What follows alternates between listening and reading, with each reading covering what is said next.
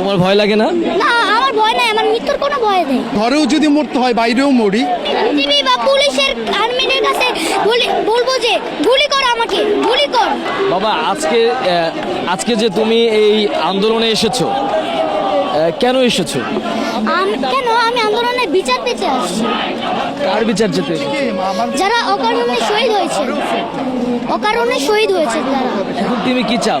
এখন আমি চাই প্রতিবাদ।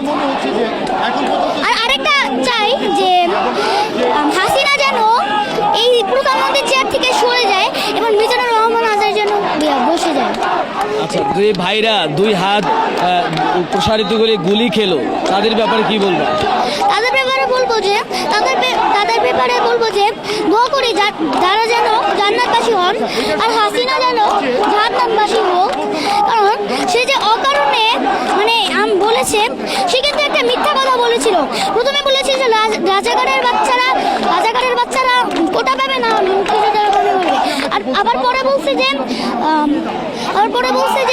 আমি কি তাদেরকে রাজাকার বলেছি? তারা নিজেই রাজাকার বলছে। তাহলে সে কেন বলল মিথ্যা কথাটা? তুমি কি তোমার ভাইদের মতো বুক প্রসারিত করে দেবে? আমি অবশ্যই করতে চাই, আমি অবশ্যই করব। চাইলে আমি জীবনও দিতে রাজি আছি। জীবনে দিতে রাজি আছো? তাহলে আজকের এই আন্দোলনে কাকে নিয়ে এসেছো? আমার বাবাকে নিয়ে এসেছি। বাবার সাথে এসেছো? বাবা তোমাকে এখানে নিয়ে এসেছে? হ্যাঁ। তোমার ভয় লাগে না? না, আমার ভয় নাই, আমার মৃত্যুর কোনো ভয় নেই। কেন ভয় নাই? কারণ যে ভাইয়েরা আমাদের ভবিষ্যৎ চিনে, ভবিষ্যৎ ইয়া করে যে শহীদ হয়েছেন, তাদের জন্য আমরাও জীবন দিতে পারি না। দর্শক, আপনারা দেখছিলেন যে আসলে এই আন্দোলনটি আসলে কোন পর্যায়ে গিয়ে পৌঁছেছে, সেটি এরকম একটি ছোট বাচ্চার কথাই আসলে কিন্তু বোঝা যাচ্ছে যে এখন এই আন্দোলনটি আসলে যেমন শিশু থেকে বৃদ্ধ আসলে সব পর্যায়ে কিন্তু এই আন্দোলনটা আসলে ছড়িয়ে পড়েছে।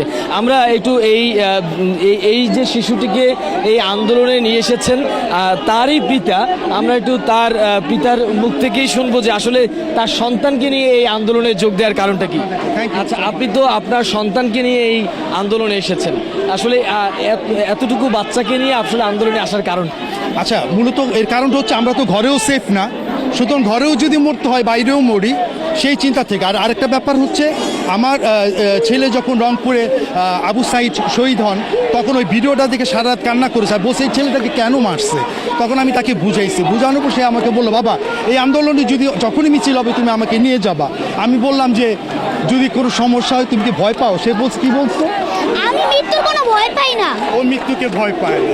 আর টিভি বা পুলিশের আর্মিদের কাছে বলবো যে গুলি কর, আমাকে গুলি কর। ঠিক আছে, এই হচ্ছে আর কিছু ভাই? আপনারা দেখছিলেন যে একজন বাবা তার সন্তানকে নিয়ে এসেছেন এবং সন্তান বুক পেতে দিচ্ছেন যে এই অস্ত্রের মুখেও তিনি দুই হাত প্রসারিত করে দিচ্ছেন। আসলে এটাই আন্দোলন, এভাবেই আসলে আন্দোলনের বিজয় আসে।